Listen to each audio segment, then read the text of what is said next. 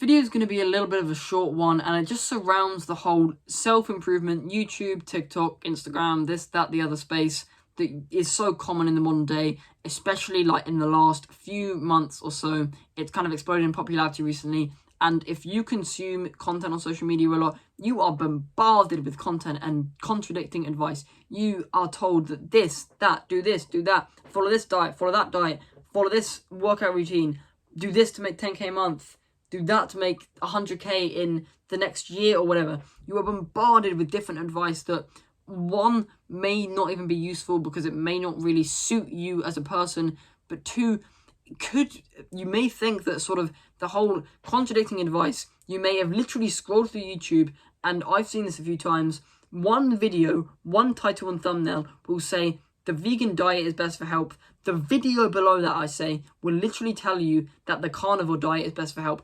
And surely, objectively, one has to be wrong. Surely, scientifically, one has to be wrong. At least that's what I thought when I came across all these contradicting videos that were telling me how to improve my diet in different ways. And I was like, surely one of these has to be wrong.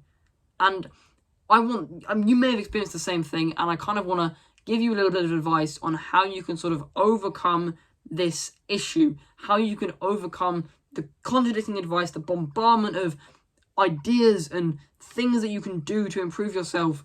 I want to help you just unpick that in a way and help you trust yourself in what you believe in. Because, yeah, it's a bit of a mess when you think about it. All this contradicting advice, you genuinely, unless you were so advanced scientifically, you actually don't know what's the truth. For instance, do you actually know if salt is good or bad for you? Do you know if salt actually has a bad effect on the body? Do you actually know if it has a good effect on the body? I've heard people tell me that it's good for you. I've heard people that tell me that it's bad for you. What one is objectively true? What one is objectively false? No one knows. I'm personally very interested in science, and through hours of research, maybe I'll eventually find a conclusive answer, because I've seen people tell me that salt is bad, and that's from people that I don't really trust because they told me things that are objectively scientifically wrong before. And it's a whole weird thing in the sort of self-improvement, men's health space. Everyone's giving each other contradicting advice, and it's just not good and not fun to deal with as well as watch. And yeah, as I said before, I told you about the video that literally said the vegan diet is best for health and the carnivore diet is best for health. Which one's true? Which one's true? You don't know, and not even I know, despite the fact that I'm very interested in science. But the fact is the main message of this video is to trust your gut.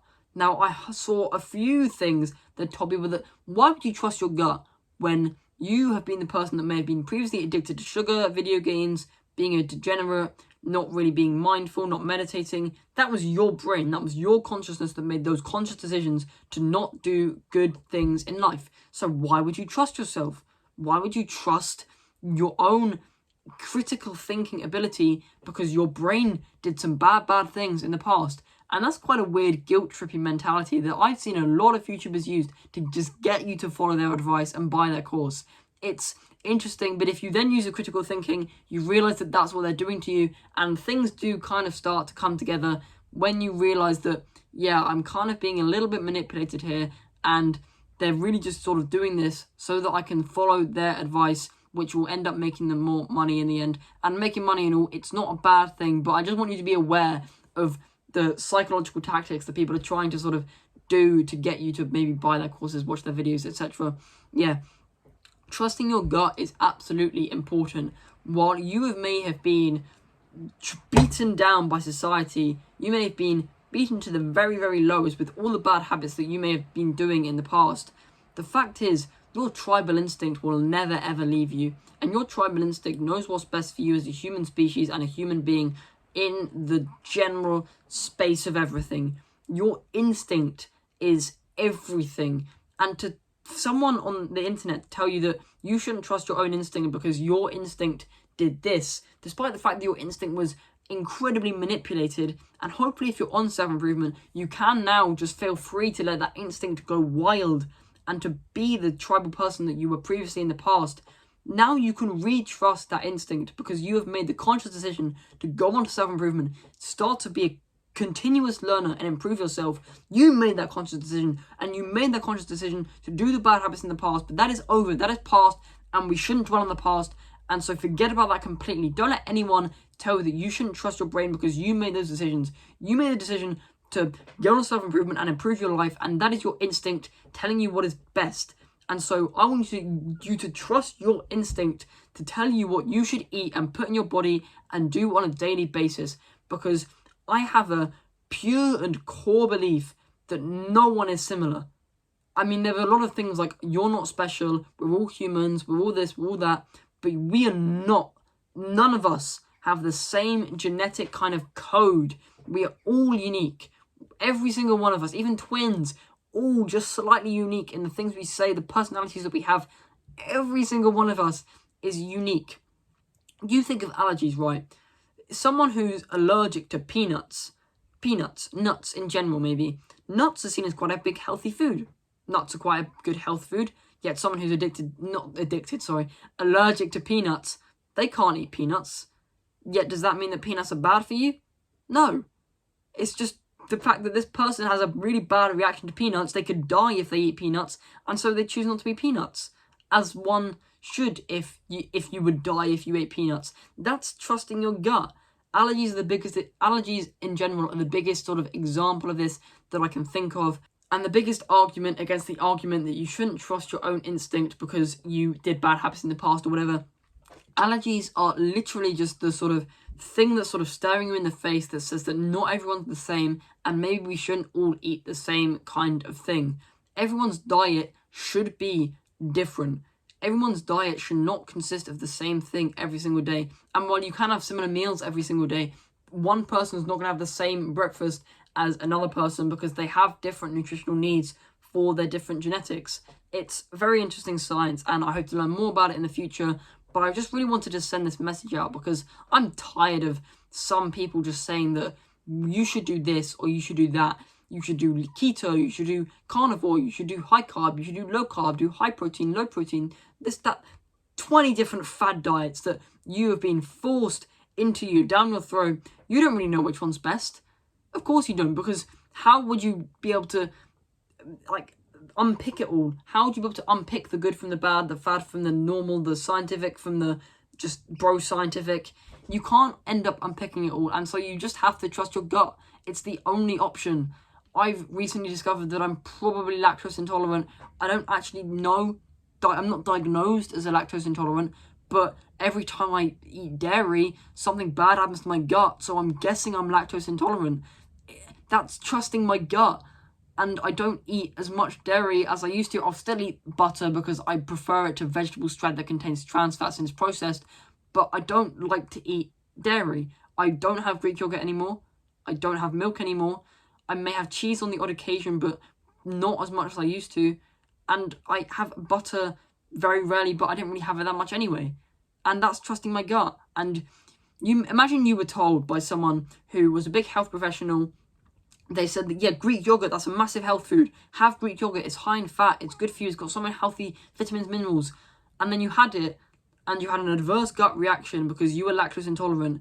Clearly that wasn't healthy for you. So obviously, hopefully you're kind of catching on to what I'm trying to say here. Everyone should have different diets. And it seems like such a basic concept now that you may have gone through the whole 10 minutes, 9 minutes of this video. But I really hope you just understand that I can't stress it enough that we all need to be eating different things. We all have different ancestral backgrounds. You imagine that there will be tribes all over the planet. There would have been tribes in North America, South America, Africa, Asia, every single location on Earth that didn't have contact with each other. Do you think that they ate exactly the same things? No, of course they didn't. You know that some fruits don't grow in every single country. As much as we have the availability to sort of be able to buy every single food in the shop due to globalization, maybe we're not supposed to eat some of that food because it's from different parts of the world, and therefore our ancestral bodies aren't used to it. Maybe if, for instance, you're like me, you're in the UK, we may not supposed to be eating fruits and veg that are grown in high heat environments. For instance, grapes. Grapes are grown in vineyards in Spain, etc. High heat environments, same thing as like avocados. Bananas, they're usually tropical. maybe it's worth considering that we shouldn't necessarily eat that stuff because our tribal ancestors didn't either. And while some tribes in Africa would have hunted meat for days and days, and that would have been all they eat, that would have been all they ate, and they may have had a few little plants from the sort of desert shrublands, and all they ate was meat for the majority of the time. For tribal people in Europe, North America, in sort of more temperate climates, fruit would have been the majority of the stuff that they eat. So please do not tell anyone on the internet, if you are an influencer, that everyone should eat the carnivore diet because we all used to eat meat when we were in tribal times, because that is not necessarily true.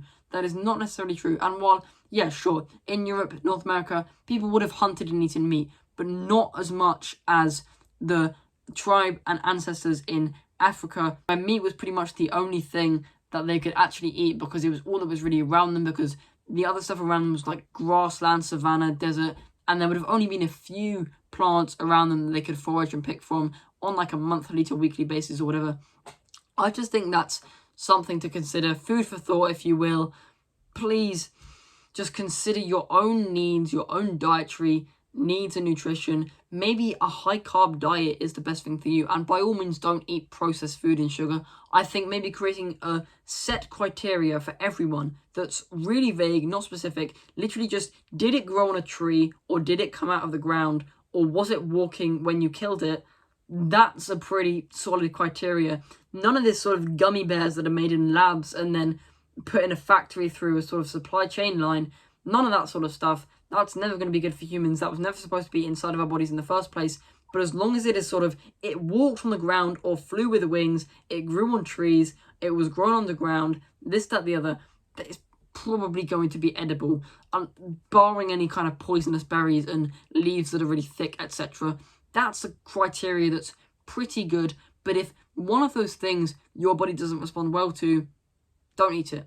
No matter what anyone says on the internet, don't eat it. Because clearly it's not good for you. Clearly it's not good for your genetics and your specific dietary needs. That's another thing that I was going to actually say.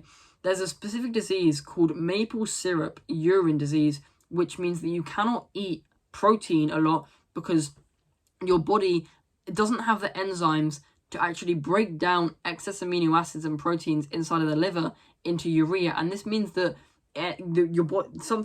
a toxic substance ends up circulating through your body that can end up affecting sort of your bladder and all that kind of stuff, and you end up with maple syrup urine disease. It's a genetic disorder, and this means that people can't eat protein. If they can eat protein still, but just in a lot less amounts. And how is someone with maple syrup urine disease going to be able to follow the carnivore diet where literally all you eat is protein? They can't, because their body won't be able to handle it. Their genetics disbar them from being able to handle it. So if that makes sense, that they can't eat protein, they have to eat a different kind of diet, of course, everyone that may not have necessarily big outlying genetic disorders may not be able to eat a certain thing or be able to eat another thing that someone else can't eat. Just food for thought. I've waffled a lot, but I hope you understand. I can't stress it enough. Everyone is saying different things. Trust your gut. And goodbye, subscribe, good luck on your journey.